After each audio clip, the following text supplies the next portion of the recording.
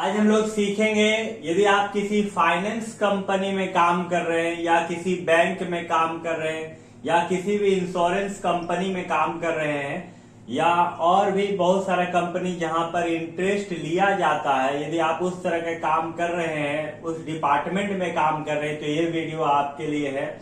और आपको बता दें, वीडियो को स्टार्ट करने से पहले यदि आप हमारे चैनल में नए हैं तो हमारे चैनल को सब्सक्राइब कर लीजिए, वीडियो को शेयर कर दीजिएगा। चलिए वीडियो को स्टार्ट करते हैं और समझाते हैं आखिर क्या होता है इस पर काम और इसका फॉर्मूला कैसे यूज होता है। और हम लोग एमएस एक्सेल में एडवांस एक्सेल सीख रहे हैं, जो डाटा एंट्री का काम किया जा रहा है,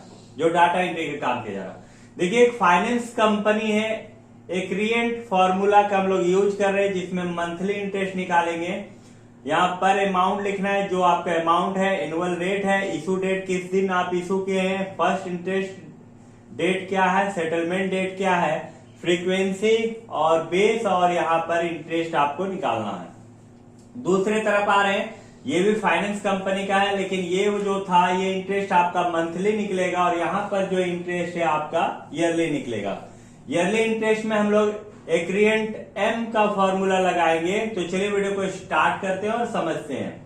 सबसे पहले मान लें कि आप जिस कंपनी में काम करें, कोई आदमी आपसे लोन लिया गया है या 1 लाख रुपया का लिया गया है। एक ऐसा अमाउंट आपको बताया जा रहा है जो आप कैलकुलेट करके आसानी से समझ सकते हैं, और भी वीडियो में आपको ऐसा अमाउंट दिखा देगा जो आप कैलकुलेट नहीं कर पाइएगा। एकदम सीधा सीधा अमाउंट लेके सीधा सीधा रेट ऑफ इंटरेस्ट और डेट लेके आपको दिखा रहे, ताकि आपको इंटरेस्ट कैलकुलेट करने में कहीं भी कोई परेशानी नहीं होगी और समझने में भी दिक्कत नहीं होती। 1 लाख रुपया आपका मान लीजिए लोन अमाउंट है और इंटरेस्ट रेट जो है वो 10% है। इशू डेट मान लीजिए 1 अप्रैल है, 1 अप्रैल 2025 को आप लोन ले रहे हैं और फर्स्ट इंटरेस्ट जो रेट है वो आपका 1 अप्रैल ही डालते हैं। 1 अप्रैल जब से लागू होगा 2025 से ही लागू होगा, 1 अप्रैल।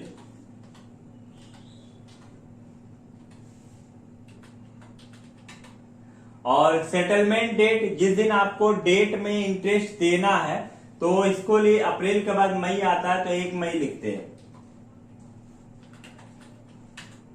और फ्रीक्वेंसी जो है वो आपका 1 लिखना है, और फ्रीक्वेंसी क्या है वो आपको समझा दें।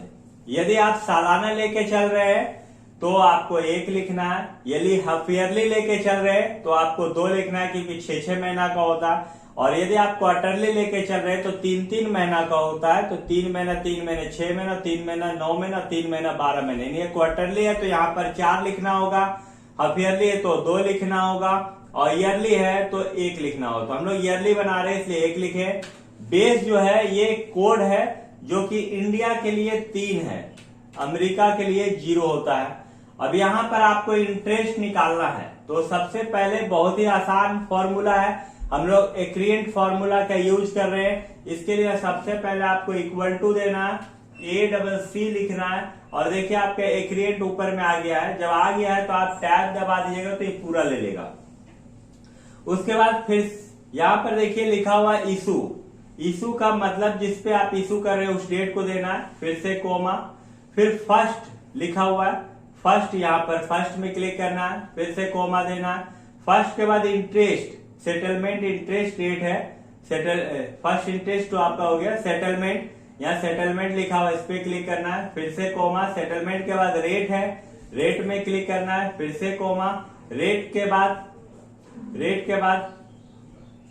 पर लिखा हुआ, पर का मतलब अमाउंट, यहाँ पर देना है, फिर से कोमा। और फिर देखिए फ्रीक्वेंसी लिखा हुआ, फ्रीक्वेंसी में फिर से कोमा, और लास्ट में बेस लिखा हुआ, तो आपको बेस में क्लिक करना है और इंटर प्रेस कर देना है।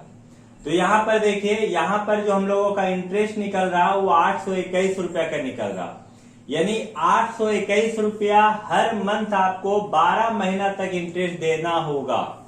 तो ये आपका क्या हो गया, ये आपका एक्यूरेंट फॉर्मूला के आधार पर आपको बताया गया है कि आपका 10% के हिसाब से हर महीना का 1 लाख रुपया का ब्याज आपको कितना पे करना होगा, 821 रुपया 92 पैसा। अब यहाँ पर हम लोग ईयरली करके देख लेते हैं। ईयरली में भी सेम अमाउंट डालते हैं, यानी अमाउंट आपका पर अमाउंट 1 लाख रुपया हो गया। एनुअल जो है 10% रेट है, इशू डेट 1 अप्रैल है 2025 और फर्स्ट इंटरेस्ट रेट आपको नहीं डालना है। सेटलमेंट जिस दिन आपको लेना है, सॉरी यहाँ पर जो है फर्स्ट इंटरेस्ट रेट है तो फर्स्ट इंटरेस्ट रेट नहीं डालना है, सेटलमेंट ईयर डालना है। तो सेटलमेंट में डालना है, जैसे 1 अप्रैल के बाद कब आपको ब्याज लेना है तो 1 अप्रैल को ही लेना है, 1 अप्रैल लेकिन 2026 हो जाएगा, 25 के बाद 26। और फ्रीक्वेंसी आपको नहीं डालना है क्योंकि यहाँ पर आप ईयरली निकाल रहे हैं, 1 साल का निकाल रहे हैं, तो इसलिए यहाँ पर आपको नहीं देना है। फ्रीक्वेंसी बेस आपका इंडिया का 3 है तो 3 ही रखना है और इंटर मारना है। यहाँ पर आपको इंटरेस्ट निकालना है, तो इंटरेस्ट निकालने के लिए सबसे पहले आपको इक्वल टू देना है, ACC लिखना है। देखिए एक्यूरेंट M लिखा हुआ इस पे आ जाना है और टैब दबा देना है। टैब दबाने के बाद देखिए इशू लिखा हुआ है, इशू डेट आपका 1 अप्रैल है, फिर से कोमा, फिर देखिए यहाँ सेटलमेंट लिखा हुआ है, सेटलमेंट डेट 1 अप्रैल 26 है, फिर से कोमा, सेटलमेंट के बाद रेट है, रेट के बाद फिर से कोमा और रेट के बाद पर है जो आपका अमाउंट है उस पर फिर से कोमा और बेस लास्ट में, बेस में क्लिक करना है और इंटर मार देना है। देखिए आपका 1 लाख रुपया का 10% के हिसाब से 1 साल का ब्याज 10,000 रुपया होगा।